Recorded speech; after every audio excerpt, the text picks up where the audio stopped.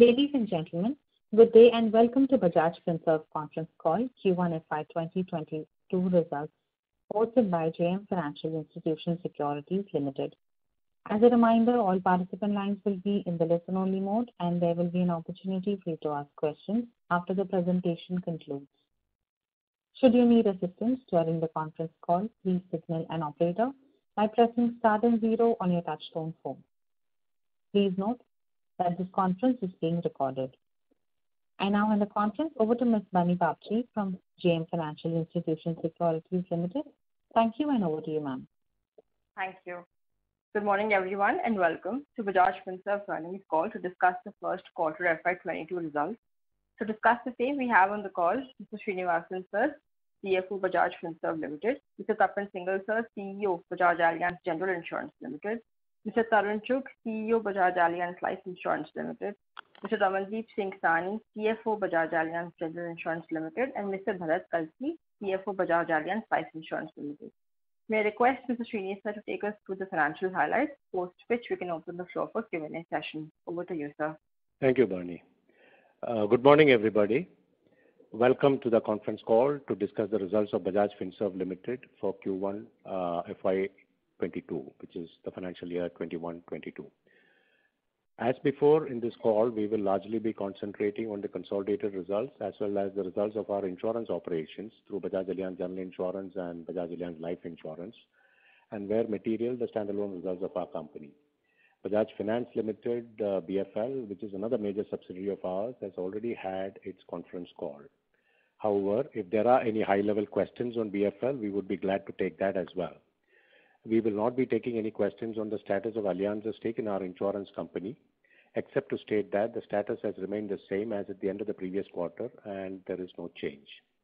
Any statements that may look like forward-looking statements are just estimates and do not constitute an assurance or indication of any future performance result. A few remarks on Ind AS to clean up the hygiene disclosures. As required by regulation, BFS has adopted Indian Accounting Standards or Ind AS from FY19. The insurance companies are not covered under Ind AS. They have prepared Ind AS financials only for the purpose of consolidation.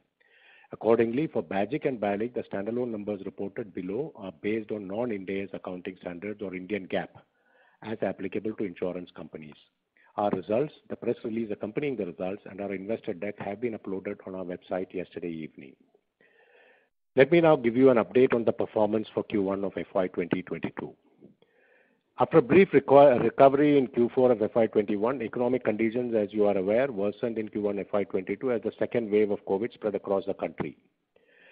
This led to localized strict lockdowns in many states. Under these challenging times, our businesses focused primarily on managing risk with a calibrated approach to growth. Despite external challenges posed by the second wave in the form of provisions for loan losses and COVID claims affecting health and life insurance claims, we saw many positives as well in this quarter. BFL was able to grow its AUM quarter on quarter and further continued the acceleration of its business transformation plan, which was announced late last year. The bounce rates were significantly lower than Q1 of FY 21 and only 8% higher. Bajaj Housing Finance recorded good growth in its AUM and profit after tax. BAGIC reported an underwriting profit while growing better than market in most preferred segments. BALIC had an excellent quarter of growth, was unable to increase its new business value year on year. Let me now touch upon each of our businesses. While April started off reasonably well for the general insurance industry and for BAGIC, the second wave of COVID resulted in localized lockdowns in many states across India. This led to slowdown in the economy and in turn lower sales of motor vehicles and creation of assets in the economy. In contrast to the complete lockdown in Q1 of FY21, localized lockdown in Q1 FY22 led to positive growth. However, as compared to Q4 of FY21, growth was lower. BAGIC's growth of 9.1% during the quarter was marginally lower than industry, which grew at 11.1%. Excluding government business, which is predominantly crop and health, BAGIC's GWP grew by 10.8% as against an industry growth of 11.6%. BAGIC continues its approach to calibrated growth, that is, seeking to grow in preferred segments, which are private cars, two-wheelers, commercial lines, which are property engineering, and retail health, while remaining cautious on group health. BAGIC has done better and grown faster than market on most of these preferred segments. To give some more detail, growth in Q1 was driven by motor two-wheeler and motor four-wheeler reporting growth of 23% and 10.3% respectively, while commercial vehicles continue to be stressed on growth. Given the fact that in the Insurance Information Bureau or IIB-based premium rate hikes for property was started in Q4 of FY20, the base for Q1 FY22 was already at a higher rate. Notwithstanding this, BAGIC's commercial lines growth of 14% was very satisfactory and higher than the industry growth of 8.2%. Within the commercial lines, property fire grew by 11%, engineering grew by 26.9%, and liability insurance grew by 21.3%. The 2-year CAGR, which compares the growth with pre-COVID base for commercial lines, was 26.9%. BAGIC's wide and deep bancassurance tie-ups, direct corporate, strong broker relationships, and dedicated multi-line agency force were large contributors in this substantial level of growth. On the retail health insurance end, BAGIC continued the momentum from previous year as increased COVID positivity rate during the wave 2 heightened the need for protection. BAGIC registered a growth of 30.8%, slightly lower than the overall industry, despite lower sales of corona-specific products as compared to Q1 of FY21. During wave 2, COVID claims hit the industry much harder than wave 1. While in wave 1, majority of the mortality and morbidity cases were in the 50-plus segment, in this wave, lower age groups were also severely hit. This caused more claims on group health segment and also in the group and individual life segments, in addition to retail health. I will give you some flavor of the impact of wave 2. The second wave resulted in much higher frequency, with 27,000 plus claims reported in Q1 FY22, as against a total of 32,000 plus claims reported during the whole of FY21. That is to say, over 80% of the claims reported in FY21 have already been reported in Q1 FY22. This has resulted in increase in COVID claims cost to the tune of rupees 283 crores in Q1 FY22, while in the previous year, the same quarter, it was just rupees 14 crores. However, by June, the cases had started tapering off. Secondly, on the motor OD, claims frequency, which was very low in Q1 FY22, it had picked up to near pre-COVID levels by Q4 of FY21. In this quarter, Q1 FY22, the frequencies were much higher than Q1 of FY21 since we did not have a complete lockdown and we had mostly localized lockdown and vehicle movement had not come to a standstill. Overall, frequencies were slightly below pre-COVID levels. Then the impact of claims from two cyclones, Tauktae and Yas, while the amounts were relatively much lower than the other two factors of COVID claims, we still had the modest impact in this quarter. As a result, the claim ratio for Q1 FY22 increased to 75.9% as against 68.1% in Q1 FY21. On account of higher claim ratio, the combined ratio for the quarter ended slightly above 100% and stood at 103.4%, which we hope will still be among the best in the industry during this challenging quarter. Despite these negative factors affecting the industry, BAGIC was able to record an underwriting profit of rupees 15 crores. BAGIC's profit after tax for Q1 FY22 ended at 362 crores. And this is a non-annualized return on equity of about 5% for the quarter. To summarize, a tough quarter and BAGIC did very well. Let me now come to life insurance. During the quarter, on account of lower base and strong growth seen from December 2020, the industry in April continued to show excellent growth.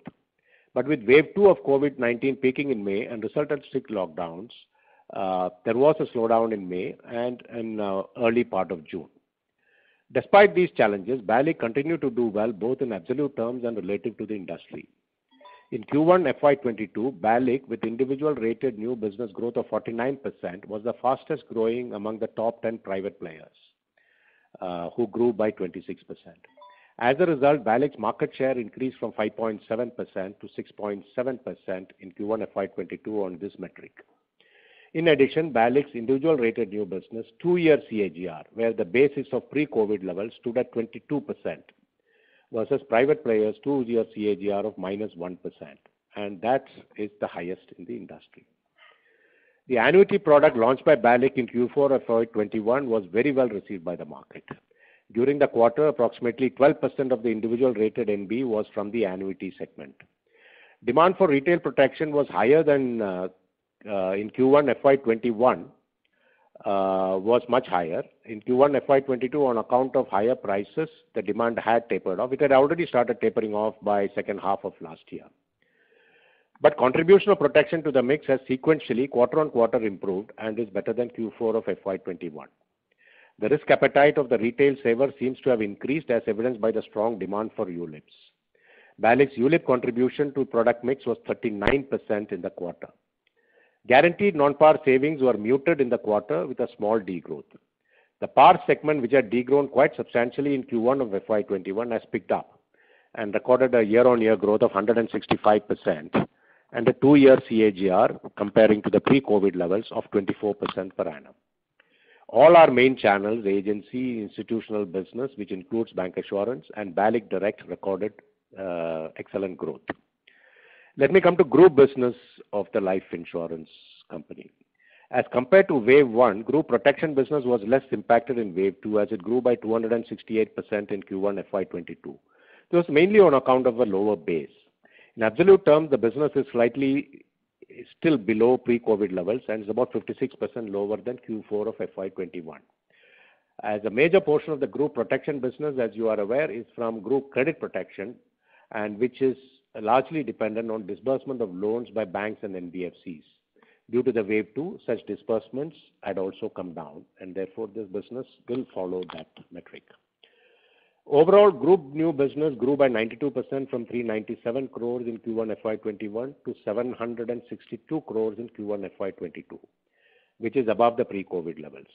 Renewals registered a strong growth of 27%, and as a result of these factors, BALIC GWP grew by 48% to 2,516 crores.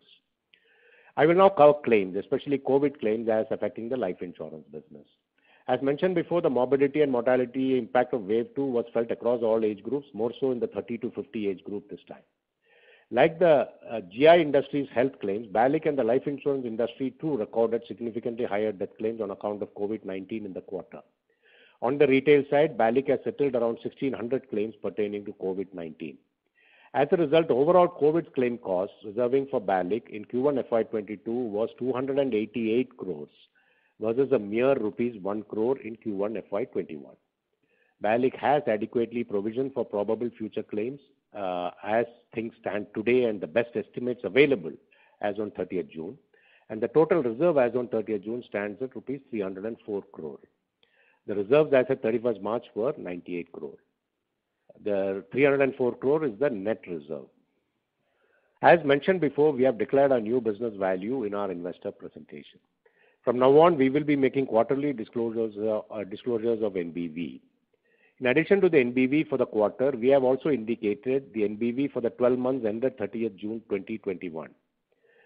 Due to high variations in the seasonality of business across quarters, I would advise investors to exercise caution while reading into Q1 NBV and the margins.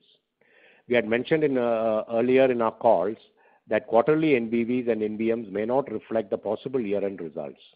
Investors may already be aware that as a significant portion of life insurance business comes in H2 and especially in Q4, most of the fixed costs borne by the life insurance company during the year gets absorbed in the second half of the year. Please note that NBV on rolling 12-month basis does not indicate a forecast or expectation of FY22. The new business value, net of expense overruns, the key metric of profitability for life business, increased to rupees 25 crores in Q1 FY22 from a negative of rupees 14 crores in Q1 FY21. For the 12 months ended 30th June 2021, the NBV was rupees 400 crore as against 212 crore for the 12 months ended 30th June 2020 and rupees 361 crore for financial year 2021. Good news from the life side is that the 13-month persistency, which was somewhat lower in Q1 FY21, has rebounded and has reached 82%, 5% higher than the previous year. Through initiatives such as driving auto payment, digital payments, and collection of high-value non-persistent cases, the persistency has improved, not just for the 13th month, but also across all cohorts.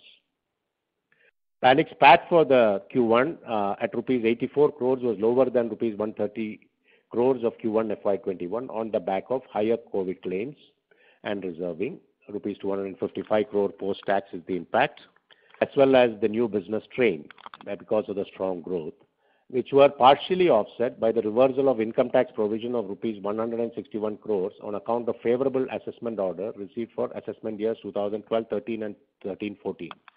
These orders were received by us in the last week of June. Overall, an excellent quarter for BALIC, both on the top line and on NBV. Finally, the insurance companies are financially among the most solvent. BALIC with 648% and BAGIC with 340%, and hence are well poised to weather any external adversity that might affect solvency. Both BAGIC and BALIC continue to utilize their digital properties and continue to emerge stronger through the crisis. We have seen a substantial increase in digital penetration across several parts of the distribution and service chain across both our insurance companies. Further details regarding BAGIC and BALIC's digital capability are covered in the investor deck uploaded on the website yesterday. Let me now come to BFL. BFL has already had its investor call, and hence we will only broadly touch upon the results. Quarter one was significantly impacted by the severe second wave. Both business and debt collection efficiencies were affected due to strict lockdowns across many parts of India. Despite this, AUM grew by 15% YOY to 1,59,000 odd crores. And in the absence of a third wave, the company expects quarterly AUM growth to revert to almost the pre-COVID levels. Core AUM accretion in Q1 FY22 was approximately rupees 4,100 crores. That's the absolute amount of accretion to the AUM, as against a reduction by 9,000 crores in Q1 of FY21. The second wave caused a marginal increase in EMI bounce rates in Q1 FY22 over Q4 FY21. Average bounce rates in Q1 FY22 were approximately 1.08x of Q4 FY21. During Q1 of FY21, the investors may recall that BFL's bounce rates had increased to nearly 2.5 to 3x the pre-COVID levels. On account of regional lockdowns, 4.63 million loans only were booked by BFL during the quarter. There is slightly less than 5.47 million loans booked in Q4 of FY21. However, 1.88 million new customers were acquired during the quarter, and they are in line with the company's general guidance of new customer acquisition of 7 to 8 million for the whole year. In Q1 FY22, BFL recorded a pre-provisioning operating profit of 3,116 crore and made loan loss provisions, including expected losses of rupees 1,750 crores as compared to 1,686 crores. The second wave resulted in significantly subdued collection efficiencies, leading to higher stage 2 and stage 3 assets. BFL continues to balance growth vis-a-vis risk and collections while maintaining strong liquidity and capital adequacy. BFL carries a management overlay of rupees 483 crore in its provision for expected credit loss, as against rupees 840 crore as of 31st March 2021. The gross NPA and net NPA recognized as per extant RBI prudential norms and provisioned applying the expected credit loss method prescribed in Ind AS as of 30th June 2021 stood at 2.96% and 1.46% respectively, compared to 1.79% and 0.75%. As investors may be aware, BFL and other NBFCs are required to provide for expected credit losses over the life of the loan under Ind AS. We understand Ind AS is not yet applicable to banks. In their call, BFL has given the estimates of credit costs for the year to be rupees 4,200 to rupees 4,300 crore for the whole year. This compares with approximately 5,900 crores for the whole of FY21. Overall, BFL has pre-provision profitability remains strong and at the moment, based on the available estimates, adequate to cover expected losses. PAT for Q1 FY22 increased 4% to rupees 1,002 crores versus 962 crores in Q1 FY21.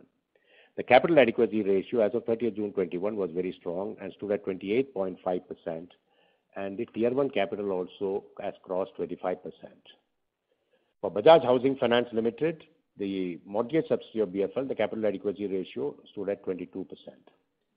Finally, BFL's business transformation is on track for phase 1 to go live by end of September or early October 2021. In summary, BFL is well positioned to navigate any temporary stress, and I would request investors wanting to have more information to go through BFL's investor presentation and transcript of their investor call. Before I close, I'll come to the highlights of our consolidated financial results, which have been put up in our press release yesterday. Consolidated total 13,949 crore for the quarter, compared to 14,192 crore in the same quarter of last year, marginally lower. Consolidated profit after tax 833 crore versus 1,215 crore. Bajaj Finance consolidated profit after tax 1,002 crore versus 962 crore. General Insurance profit after tax 362 crore versus 395 crore. And Life Insurance shareholders profit after tax 84 crore versus 130 crore. A point to note that is under Ind AS, the insurance subsidiaries have chosen to hold a large part of the equity securities portfolio as fair value through profit and loss account. Therefore, the unrealized mark-to-market gain on investments included in consolidated profit was only 25 crore for Q1 of FY22 versus 330 crore for Q1 of FY21.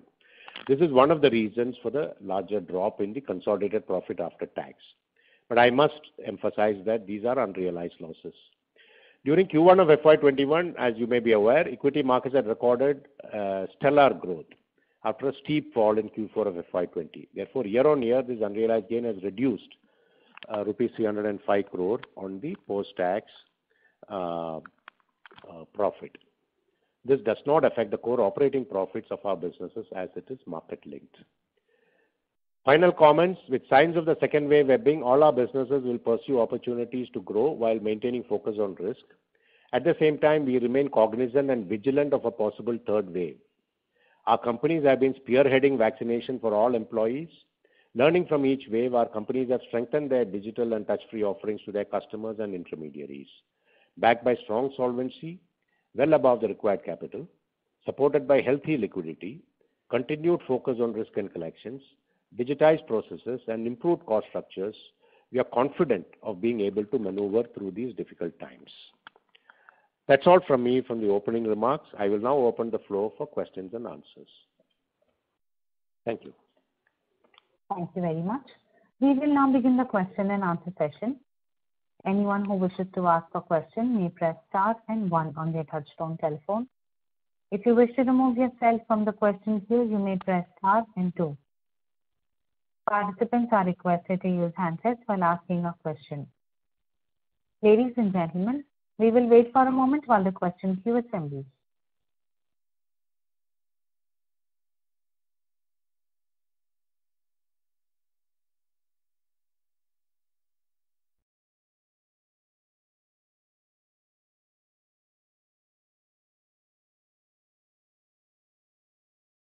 The first question is from the line of Ravi Mehta from Deep Financial. Please go ahead.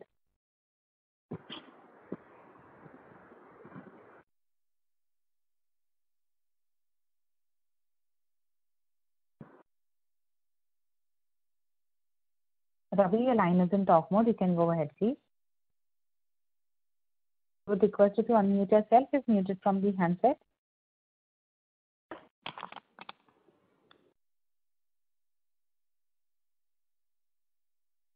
As there is no response, I have muted the line. The next question is from the line of Prakash Kapadia from Anived Portfolio. Please go ahead. Yeah, thanks for the opportunity. A couple of questions. On the life insurance side, AP growth has been fairly strong for us. So is it low base of last year? Is it some specific, product demand or some specific channel where we are seeing traction? And, what kind of momentum can we see for the rest of the year on the life insurance side? Yeah, I'll just briefly give an overview before I pass it on to Tarun. I think if you see the last few years, we have been engaged in a transformation process. This is a fairly intensive process of planning and execution. And in the process, we have rebuilt our channels, we have expanded our banker partnerships, we have remodeled our agency force, we have focused on cost, we have significantly digitized, taken a lot of actions. More importantly, we have also launched products, and some product lines we were not present have also been launched during this period, like term life and annuity. And in all these, I think our products remain among comparable to the best in class. So overall, when the growth obviously year on year also reflects the more subdued conditions in the same quarter of last year, relative to market, I think we are growing very strongly on the back of all these factors. Strong performance across all channels. We cannot pick any one channel saying that it's performed better than the others.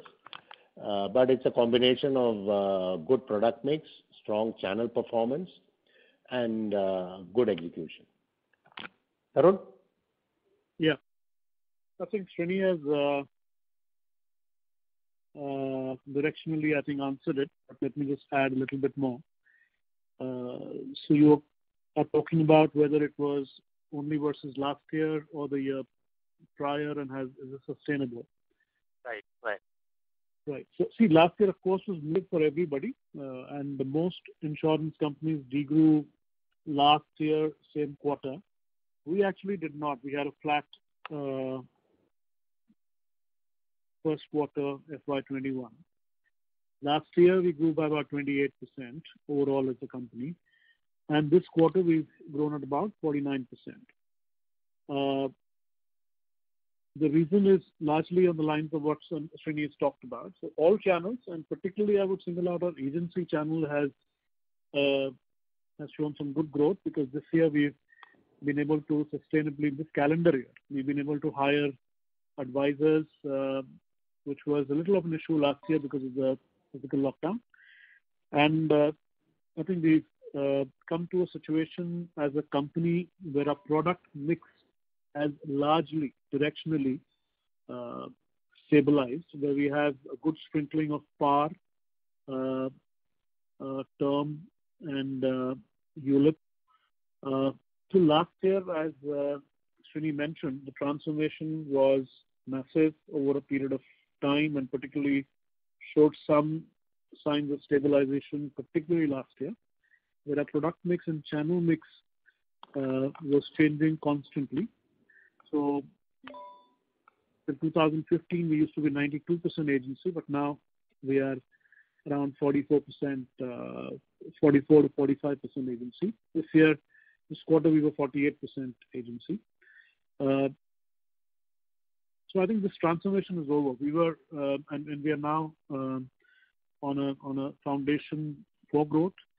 What will it be like? I can't make any forward-looking statement, but I must say that the culture change, the change around business dynamics, and large business calls that we had to take are behind us now.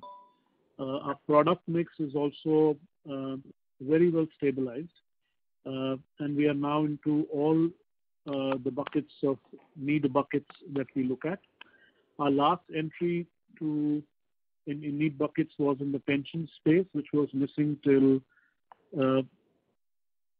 I would say last quarter, last year. We had Q4 FY21 is when we launched it, and this quarter we've been able to, of course, use that quite well, and because this product did not have any medical requirement, we've been able to get a lot of customers who weren't comfortable going into medicals take benefit of that. So we've been a little tactical in that way in taking benefit of this product. So I think you should see a good growth going forward, but that's all I can currently say. Sure. That's helpful. Secondly, on the TP side, on the general insurance motor, any update on pricing by IRDAI? Because it's been some while. This year also, months. So any update from the regulator on the pricing? You're talking about third-party pricing? Yeah, third-party pricing. Yeah. Tapan, would you like to take it? Yeah, thank you for the question. I think that is something that you have to ask the regulator. From the industry side, we have been asking for it. I think it is there, and they have to come back on it. We don't have any information on that as yet. And, sorry. Lastly, any update on the mutual fund license which we applied to SEBI? It's been some while.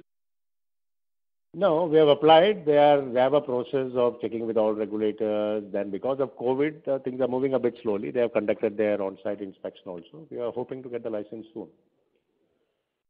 Fine. I'll join back the queue if I have more questions. Yeah. Thank you. All the best. Thank you. Thank you. The next question is from the line of Sanket Godha from Spark Capital. Please go ahead. Thanks for the opportunity. Sir, I have a couple of questions. One is just wanted to understand the strategic reason why Bajaj Finserv paid a 20% stake in Finserv Marketplace to Bajaj Finance. So just wanted to understand the overall logic behind of that deal. That's first question. And the second question is maybe I can go one by one. If you can answer this, then I have a couple of more questions on BAGIC and BALIC. I can answer. Okay. Let me take that question. See, Bajaj Finserv is not selling any stake to Bajaj Finance. Finserv Direct, as you know, now as we told last year, we were fairly clear about the path Finserv Direct as a neutral open architecture marketplace.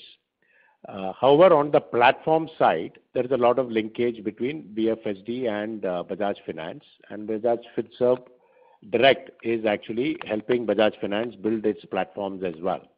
We believe there is a lot of advantages there. Bajaj Finance, while they build this platform, which supports its core lending business, will also require a strong, stable, long-term partner who can deliver what they want.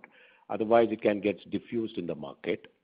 At the same time, as of now, Bajaj Finserv Markets has already started dealing with others. So from a customer acquisition point of view, Bajaj Finance will be just one more partner for Bajaj Finserv Direct.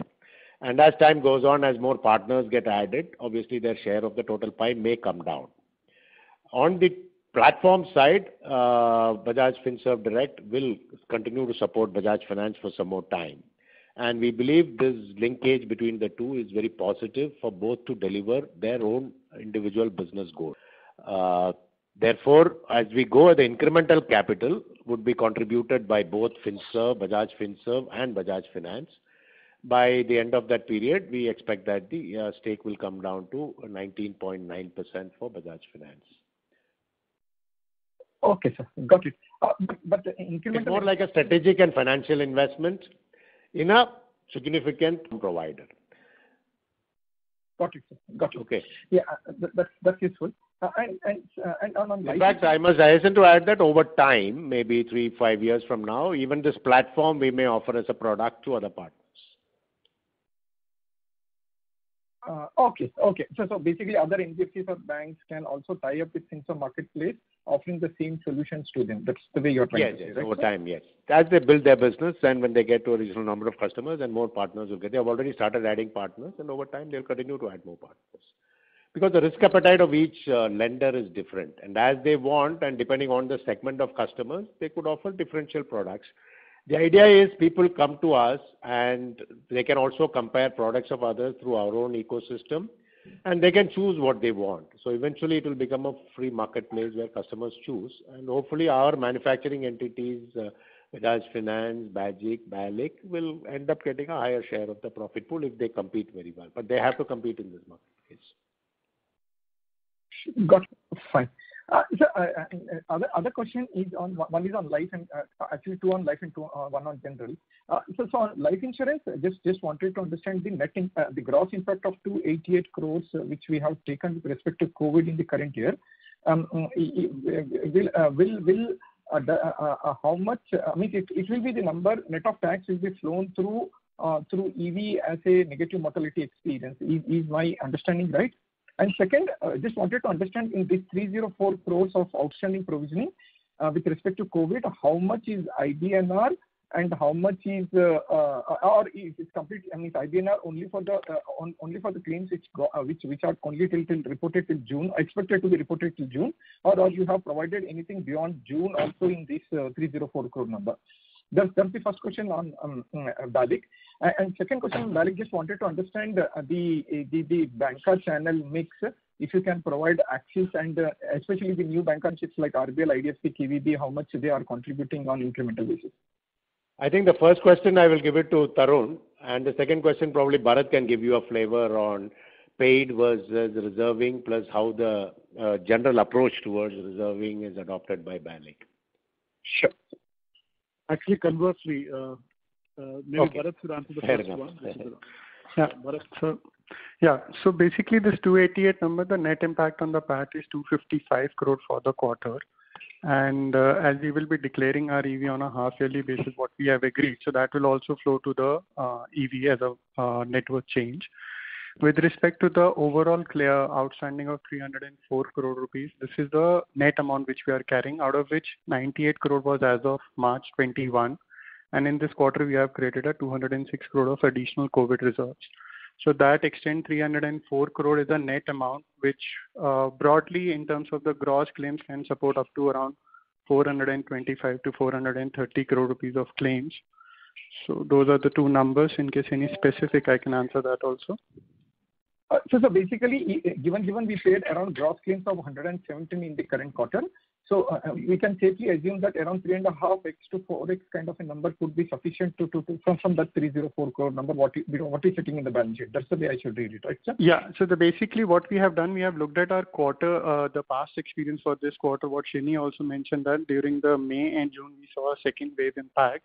So we have kind of looked at a various segment level, whether it is GTL, MFI and retail, and basis our estimate that how much claims can come. So technically it can cover a claim up to maybe July, August, September, October, but as a lot of claims comes with a delay, so there is a projection which we have taken. So to that extent, it is as on date what we think that the potential claims can come. Obviously, it does not include anything on the wave 3, potential wave 3 if it comes on. Got it, sir. Got it. Sir, can you break down that 117 crores, if possible, on individual business, group business, and say maybe credit protect business? If you're okay to give that data, just wanted to understand the way the pain. See, basically the breakup of the actual claim, that 117 crore, that's a gross number. On the net basis, net of RI, the number was around 112 crore rupees. 101 crore rupees for retail, and the balance was for the group. So total claim is 112 crore, which has come into the books. And if I remove the PAR element and the UL value option, then the net impact is 96 crore rupees for the quarter. So we have 96 crore rupees of actual claim and another 192 crore rupees net of PAR COVID reserve. So hence total number is 288 crore of the total number, and net of tax is 255 crore for the quarter. Got it, sir. Perfect. And if you can answer that on Axis, our banker relationship with respect to new banks and Axis Bank. Sure. So let me just step in on that. Yes, so now we are into a lot more diverse set of relationships. And maybe next time we will bucketize these separately and give more details out. But just to mention, Axis is about 18% of our top line. And after that, we've got a few partnerships actually over the last 3 years, which includes 4 small finance banks, IDFC, RBL, Karur Vysya Bank, and of course some small Gulf-based banks as well. Right. So we bucketize them in 2 parts: emerging bank assurance and partnership distribution. Put together, this segment has about 10% now with us, with various banks contributing to, because they're still at emerging in terms of the relationship. We've just started putting resources in the last 2 quarters of last year. So they've now started moving in this degree. So conceptually, we do want to move to a highly diversified distribution. Got it, sir. Okay. So out of 42% of the total Insti business, you're saying 18% is Axis Bank in the current quarter, right, sir? Correct. Okay. Perfect. That answers my question. Finally, on Bajik, just one point, wanted to little failing to understand why there is such a gap between NPW and NEP in the current quarter, given the growth has come back. Maybe if it's a slowing year, I understand, but we reported 9% growth. Still, NPE number seems to be substantially higher compared to NPW number. Is it just contributed by 1/365 rule or something else which we need to understand the difference between NEP and NPW? Raman, would you like to take that? It's about NEP growth compared to last quarter. So Sanket, there's no change we've done. It's simply 1 by 365. So it's basis what we've written in the past. So no other reason beyond that. But I think business mix also changes. Some are low retention, like high-end corporate business. So as the business mix changes, the earning rate also changes. Mm-hmm. But this is, I think, par for the course. I think across quarters it will get normalized. And Absolutely. Got it, sir. So finally, on the two-wheeler, we saw a very strong growth. Just wanted to understand the mix of how it is moved into two-wheelers, given that we have probably ended up reporting very strong growth. And a related item, what could be the likely advance premium accretion which has happened because the way we are seeing strong growth in two-wheeler segment? So the total advance premium outstanding is about 1,100 crores as we stand today. Okay. And two-wheeler mix, if you are okay to share it, sir?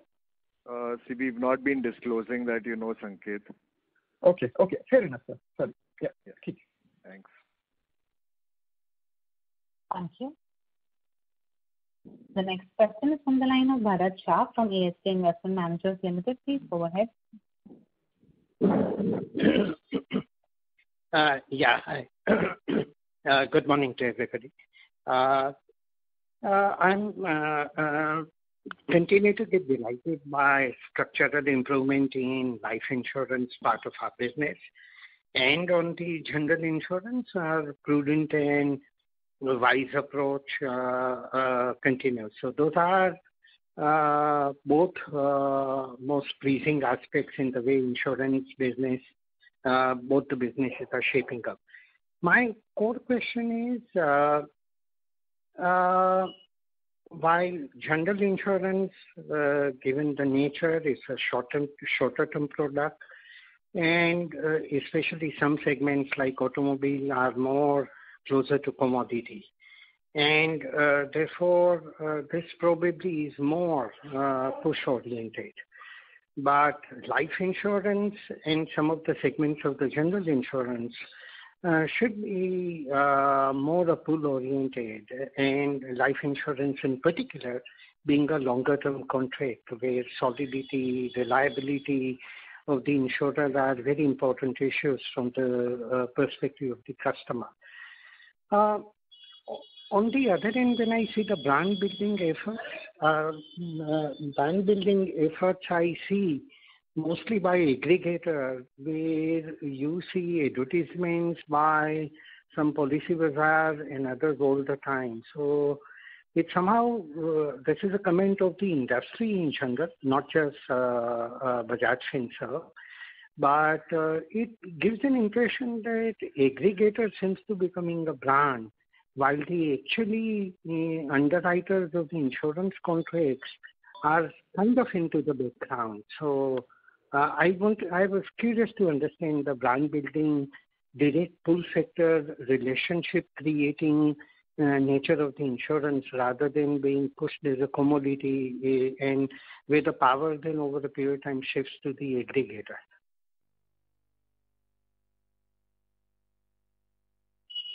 Yes, Srini, I can I heard that, Bharat. The point is valid, but if you see across the world, largely life insurance is a push business. Basically distribution is a very important component, while some segments of non-life tend to become pull businesses over time, especially motor insurance, because it's bundled with and it's statutorily required. There is some amount of pull. And health insurance, in certain times when there is a scare factor, it becomes a pull business. But in life insurance, it's a long journey. Over time, I think if you compare what life insurance companies are doing now with what was happening 5-7 years ago, they have made significant improvement in customer experience, significant improvement in disclosures to customers in terms of the ease of buying, in the ease of owning, in terms of digital processes. I think it is not comparable at all what was happening 7-8 years ago and what is happening now. Even if you see the mis-selling complaints and all have come down quite substantially. So over time, retention is very important. How much you are able to retain in terms of persistency of the existing contracts. Plus, are you able to get more money from the existing customers, because that is the ultimate sign of, a pull business. I think on all these fronts, for example, our BALIC Direct, which is a channel we set 3 years ago, is working quite hard. I think their persistencies are very high. We are working on portfolio management type of structures there. And we believe that we continue this effort. Over time, we will be able to acquire more customers, keep them, and also get more money from them. Unfortunately, in the case of life insurance, the role of bank assurance is very high. People tend to keep a lot of money with banks in terms of wealth management, PMS, and various other things. And therefore, banks have the data edge. They already have customers about them. They know their spending habits, their saving habits. So they tend to have an edge, and therefore that channel of distribution is very important. Having said that, the banks are not going to give it cheap either. They have a choice of, 23 odd life insurers, and they have a chance to play with them. So I think this will evolve. That is my take on this. In terms of aggregators in life insurance, I think largely on term life and all, they will do much higher. Their share of the total market is still not very significant. It may be under 3 or 4%. In terms of general insurance, yes, in motor insurance, we have seen in UK and all that aggregators do tend over time to dominate the new car purchases. But in India, it is still dominated by OEMs, and we have a very strong presence there. Tarun, Tapan, would you like to add anything to that? Let me just step in. So Bharat, it's an interesting question, and brand building is particularly close to my heart in the life sector. And you are right that it is a very critical component, particularly of the life sector, because a building of a brand requires lots of elements that come in, and I think that's where the nuances also play out versus the aggregator and the various manufacturers. So, for example, the best way of building a brand is like experience one customer gets with you with the transactions. Now, unlike banks, NBFCs, and the GI business, LI is not very heavy on transactions. So, experience is what you see on a lesser action basis. So, every interaction, whatever little they have with us, has to be spick and span, has to be really convenient. And as Srini therefore said, that therefore the investment in marketing platforms becomes critical.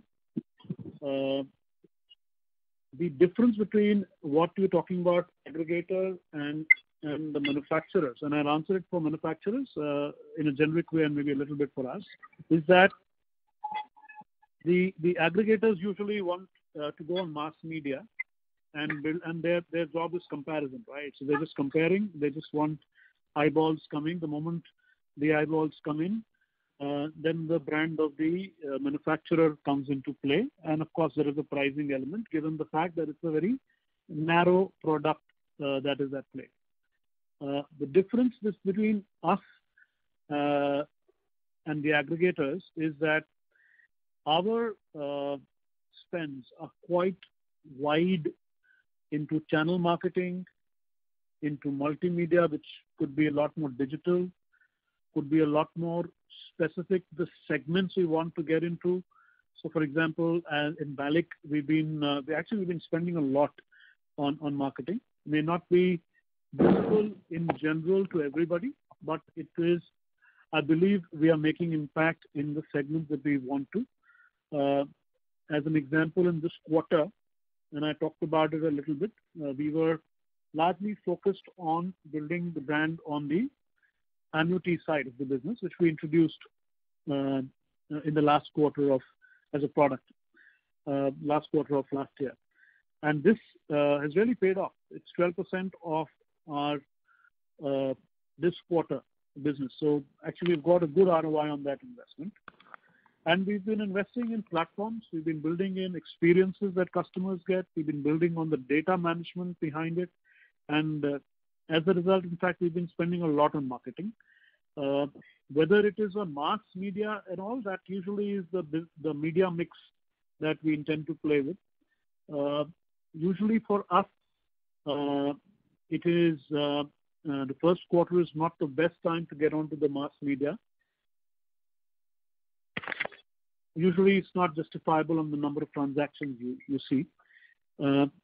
While, as you know, the aggregators may actually be looking for they may have various reasons. They may also be going for listing. So, which may not be the case in our, so the reasons are different. Our overall underlying bit is that when somebody looks at a life insurance product, we should be present at that very moment through the right channel, with the right motivation for the right for the distributor, right knowledge with the distributor, and the right offering for the customer. Now that's a 360-degree way of looking at service marketing, which is very different from what you see play out in the mass media. So this is classical service marketing.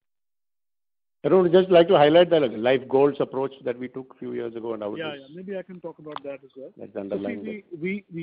So we changed our entire tack to life goals and being life goals enablers. Now that requires a very systemic investment over a period of time, and we've only been increasing that investment. And what we've been focusing on is product marketing, particularly for various life goal segments. And now like I said, we've into all the relevant segments with the annuity business falling in place. And that is what we will intend to do for the next 5 to 7 years. We're very clear about it. And our platforms are going to do the speaking a lot. The other bit, if I might add, is also how we go with pre-approved offers to existing customers. That's possibly the most efficient to keep our cost of acquisition low. And that is something, if you're not a customer of ours, of course, you need to buy a policy, Bharat, and then you'll see us more often. So these are very targeted marketing plans. I hope I've answered your question. Sure.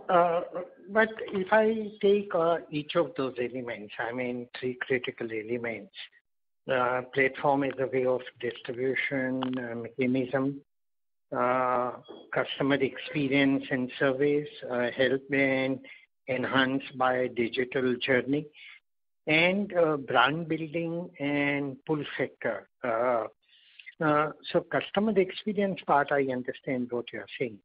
I also understand the platform building efforts to widen and deepen distribution capability.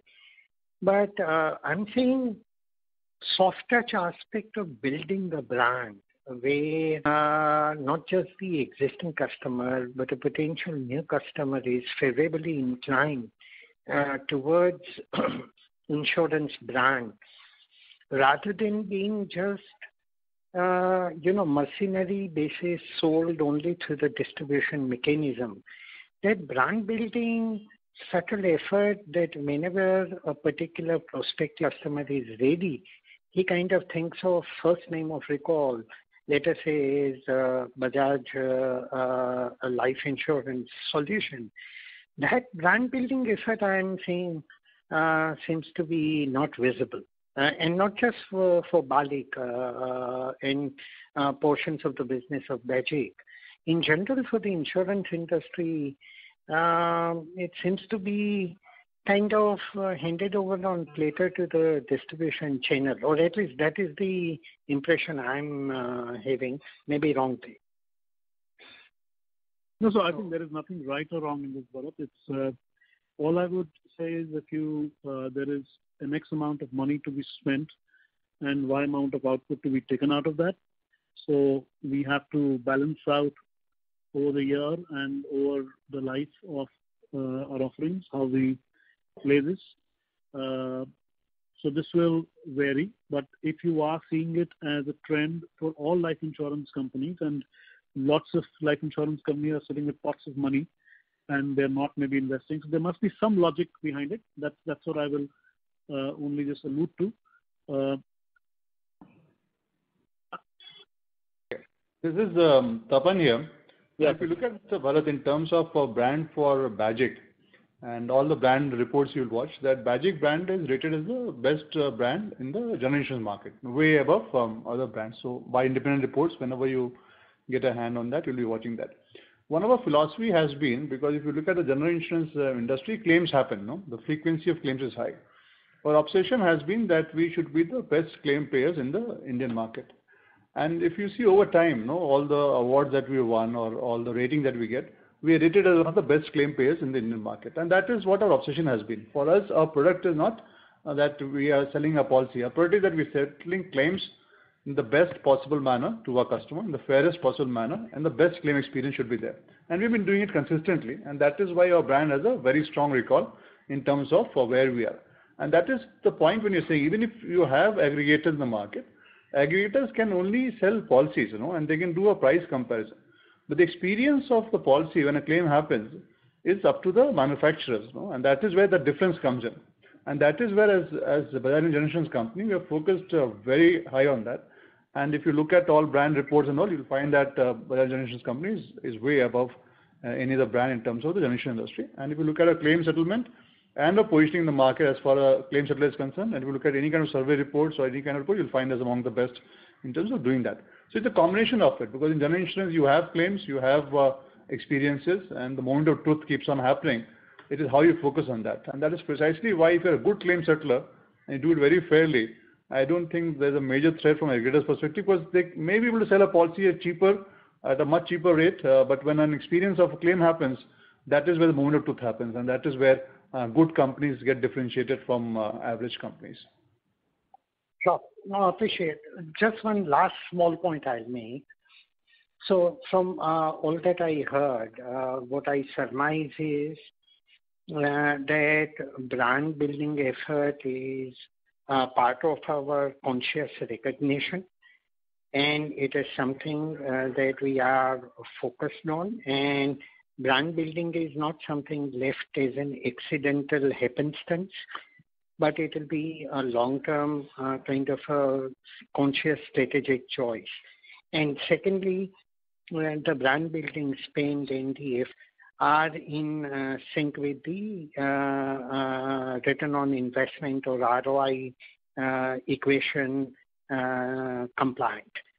Is that a fair way to summarize what I heard? Yes. But I think it is spot on. BALIC has chosen life goals as their main plank on which they will deliver all this. Bajaj has chosen care as the main plank on which they will do that. In the short run, customers will take time to appreciate it, but investment into these brands will continue.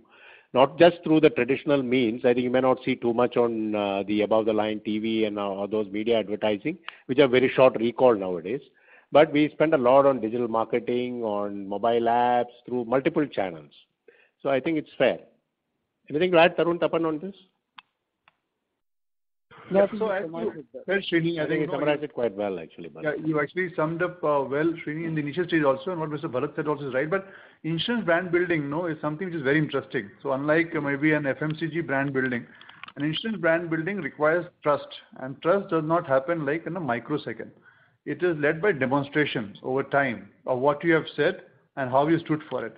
And over time it gets built. So if you look at powerful insurance brand across the world, you'll find most of them have stood the test of time and delivered to customers over time. I think this is where that is relevant. And if you look at what Tarun said or what I spoke about, I think if you try to look at that angle, that comes out very clearly, that building long-term trust, staying true to our commitments, delivering on the ground, and being with the customer in times of need, and ensuring that they have a very good experience is what builds a long-term brand, along with obviously the activity that we do for marketing, which is there. And digital is what we have been focusing on a pretty high note, simply because if you look at customers today, I think they watch more digital views than on television. I think that is what the research also is showing. And it's a combination also. We also use television. So we'll keep on building it. Insurance brands over time become very, very powerful if the commitment to what they've been promising has been there. Right. So I think all of us have added significant to that, and that's a very interesting question that was, which is why you see the answers coming in from everybody. Maybe I'll just close with just two statements here. For services, number of times your brand is as good as your last interaction. That is one statement. which is where what Tapan also said was very important, the way you play your claims. The second is the Bajaj brand. I think there is enough trust behind that in any case. So I think we ride on both. Sure. No, I appreciate it. Okay. Thank you, and all the best. Thank you, Bharat. Thank you. The next question is from the line of Hasmukh Kala from Finvest Advisors. Please go ahead. Yeah. Hello. Thank you very much for giving me the opportunity to ask the question. My question was pertaining to the digital initiatives which are being taken by the group. Now, what I see that individual company has done work on digitization, automation, and things like that. Balik has done separately, Bajaj has done separately, Bajaj Finserv has done separately, Bajaj Finance has done separately, and now you are, I think, probably trying to put everything in Bajaj Finance Direct. That is what I would like to know. See, let me get this clear on this aspect. One is, you see, there is a fundamental difference between some of these businesses. If you look at insurance business as compared to, say, the lending business is largely, I think, customer come to there because they need money. So you buy a house, you take a home loan. And therefore, when the customer comes in, the rest of the entire investment goes into how to keep the customer there, how to make them use Bajaj Finance when they need money again. And now the new transformation will also ensure that while they are in our ecosystem, they keep getting engaged through the acceleration of the payments and other platforms that they are building. In the case of insurance, it's a journey. Once the customer comes, he can't say that I don't need insurance tomorrow. They have to stay, most of the insurances, they have to stay through their life, whether it's health insurance, life insurance, or even car insurance, throughout as long as they own a car. Therefore, the approach has to be different. Insurance continues to be heavily intermediated businesses, and there's no need to look down upon intermediated businesses, whether it is agency or bank assurance. We have some fantastic intermediaries who actually deliver substantial value to both the customer and the insurance companies. Therefore, the approach has to be different. At the back end, we do have at the group level, through the efforts of Finserv, councils where technology partners, where they discuss technologies that are happening, where they also share best practices across the technology teams. So therefore, given that while we allow companies a substantial amount of freedom in doing what they want, at the back end, they also collaborate quite a lot in terms of the platforms and the resources that they use. The individual strategies and delivery is obviously left to the companies. Finserv Markets is not a digital platform for the group. Initially, when we set up the company, there was a thinking like that, but it is an open marketplace. To the extent that there is some commonality with Bajaj Finance, they are providing that platform to Bajaj Finance. But in terms of insurance, they would just be dealing in APIs, and the insurance company's role is largely to provide the APIs, the risk algorithms, the products, and the customer insight will remain with the Bajaj Finserv Direct. So it is not a technology platform for the group. It is the front end of a digital marketplace. So I hope I got that clear. Yeah. Now, we said in our press release that we are contributing 342 crore and Bajaj Finance 284 crore. So, all the initiatives, to take them to the logical conclusion, how much more capital you will have to provide, and whether you will go down below 20% or 19.9%? See, that over time, we have to see this business is still a startup. The next 2 to 3 years are very critical. Whatever numbers you have seen in our stock exchange communication indicate this is the expected amount of capital that we feel will be required for this year and the next year for Bajaj Finserv Direct. Now, there are two segments to it. In this business, you have to continue to invest in new capabilities, new investments, new partnerships. At the same time, the existing customers who come in, they need to be in the ecosystem and transact with us across the entire marketplace, whether they want to. So it is like a supermarket. You can get loans, you can get credit cards, you can get insurance, you can buy investments, and even participate in the e-store. So this is the marketplace. So you'll have existing customers, and so they will look at it both differently. As customers come in, they will increase the engagement levels with existing customers, offer them greater choices, have campaigns or whatever is needed to do that. And there will be a new investment required till it reaches a scale and what we call a normalized level of growth. So as of now, this amount that we have mentioned should be sufficient for us for the next 2 years. And because even now it is, I would say, about 50% R&D and 50% business, because we have seen the green shoots, which are quite substantial, and we like this business quite a lot. We will continue to invest. Now, in the future, all possibilities are open. Will there be other kind of partners entering this? Maybe. What type of partners, what capability they bring, what purpose they are coming in. These we have not taken a decision at all on this, but I think our mind is open. This will remain a neutral marketplace, and we will build it up to the scale that we think is good. Obviously, as a business, there are a lot of risks, and we will play it as it goes along. So you have the manufacturers at the back end, you have this marketplace at the front end, and underlying all this is the Bajaj brand of trust and long-term value. Okay, that's fine. My second question is on budget. Do you have any rethinking on crop? Because we didn't write any crop in this quarter. No, first quarter there is no crop. No, it's basically Kharif season starts in July. And Rabi is in January. So I think Tapan can give a flavor on that.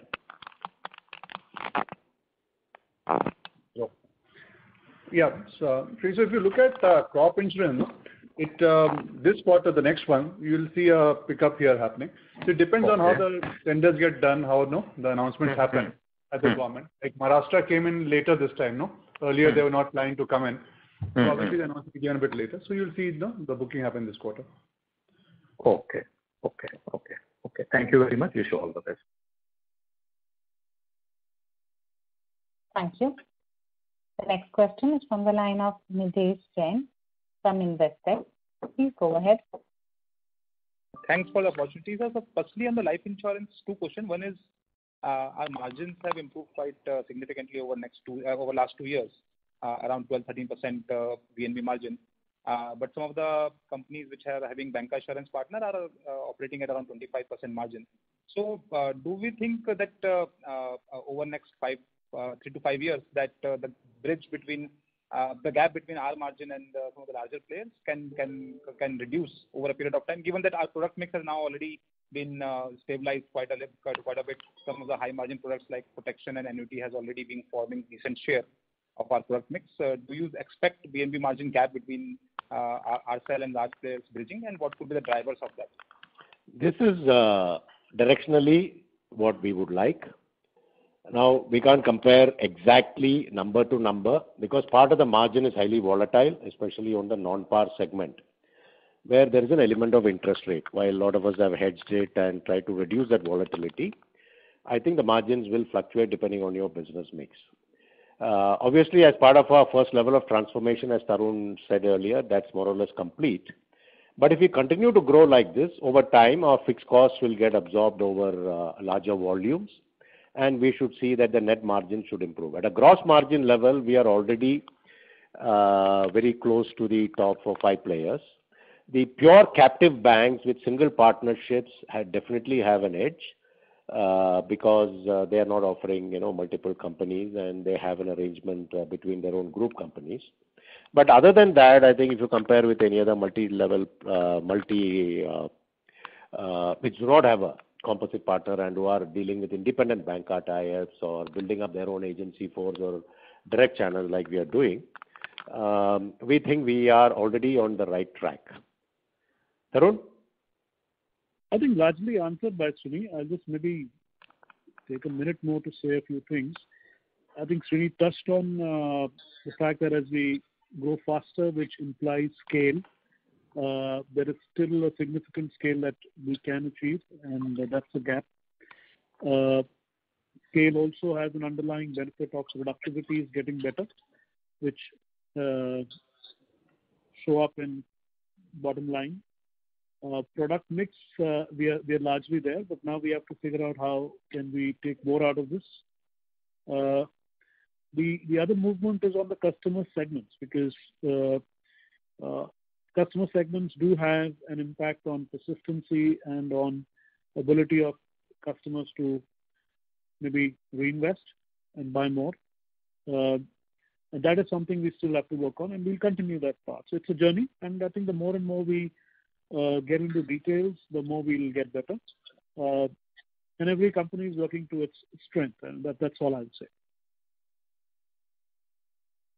Sure. Secondly, what would be the provision for future claims from COVID?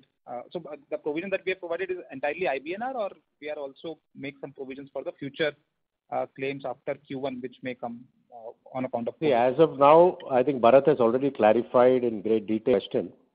Maybe you missed that. But it includes a provision for all the actually reported claims. It also has what we believe, using our analytical models, what we expect from the current wave of COVID. We have not planned for, because nobody knows whether there will be a wave, whether that will be intense, how intense it will be. These are, anybody's guess.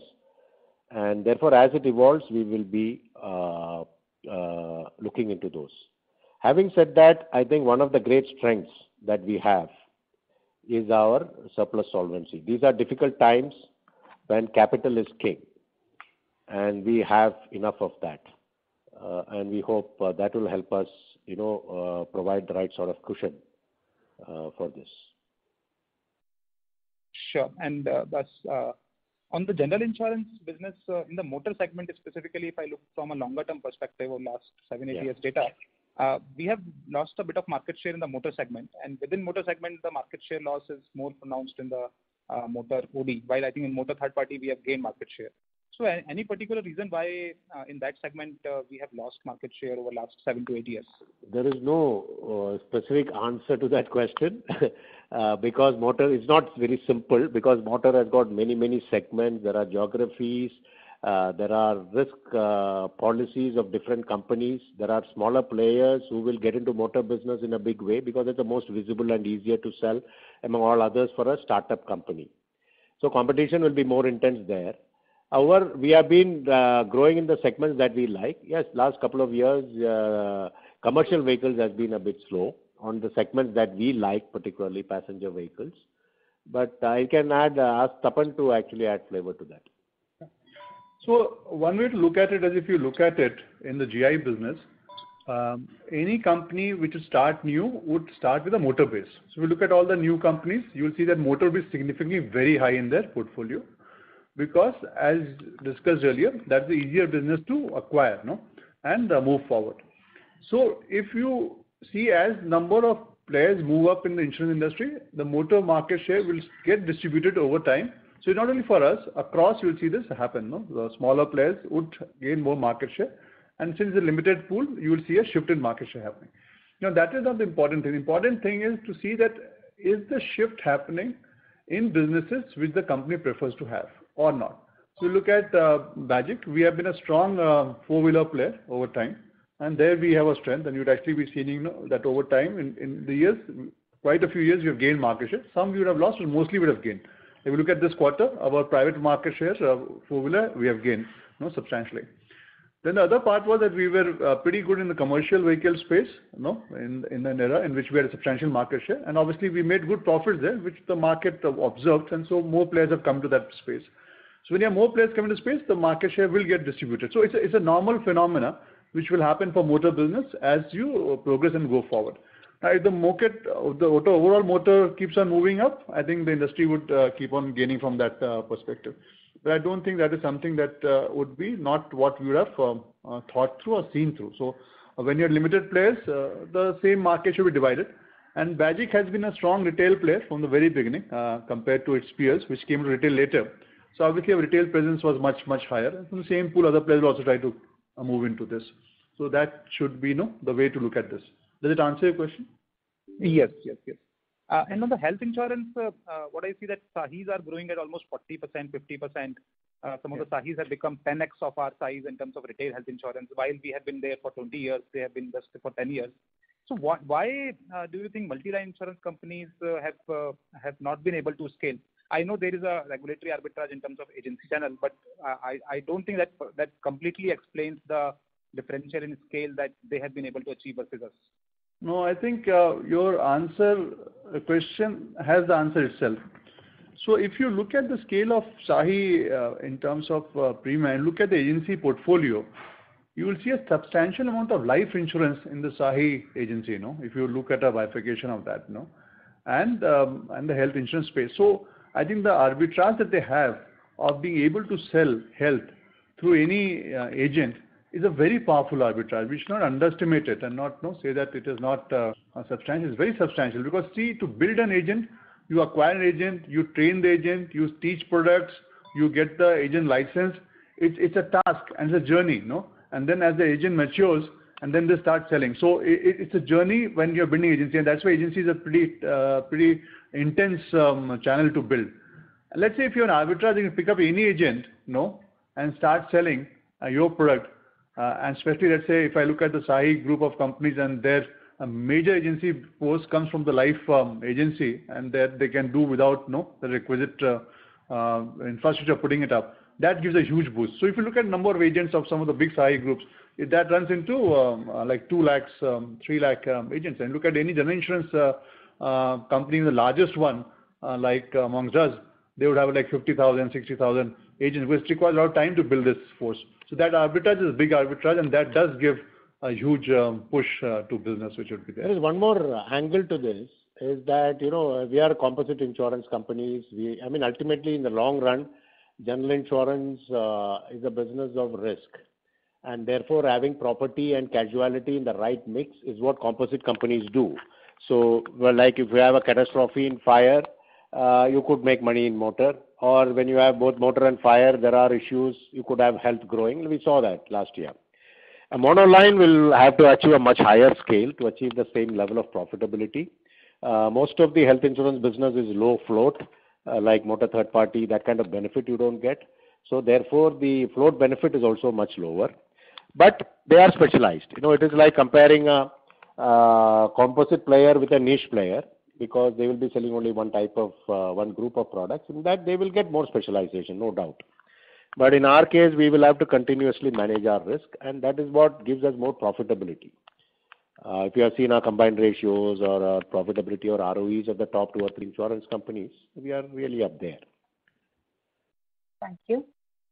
We take the last question from the line of Nischint Chawathe from Kotak Securities Limited. Please go ahead. Yeah, hi. 2 questions from my side. Maybe you touched a little bit upon it, but on the same point about. Nischint, we lost you. Hello, yeah, am I audible? Yeah, now you're audible. Yeah. So on the same point on the health side, did you consider setting up a health subsidiary separately to kind of capitalize on the arbitrage, or you kind of probably felt that look, there is just too much of a risk because it's a standalone player, so might as well skip it? See, we are at it at the BFS level, because as of now, IRDA is not very clear whether an existing insurance company should set up a subsidiary or not. So if some of the mergers have happened also. I think even the standalone company has been merged into the other company. At a BFS level, we have considered that, but see, these arbitrage and all is not a long-term thing.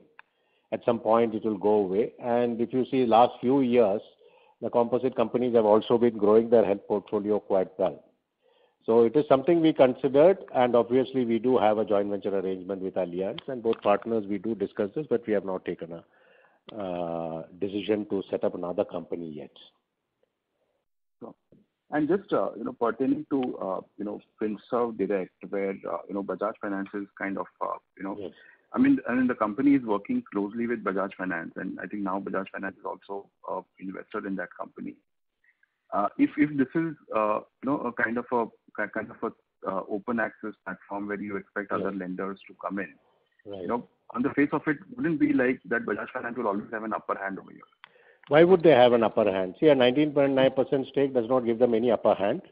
It is only because of the strategic nature of the platform they are building for Bajaj Finance that they will share. On the customer acquisition, Finserv Direct does its own decision. They will build their own this thing over time.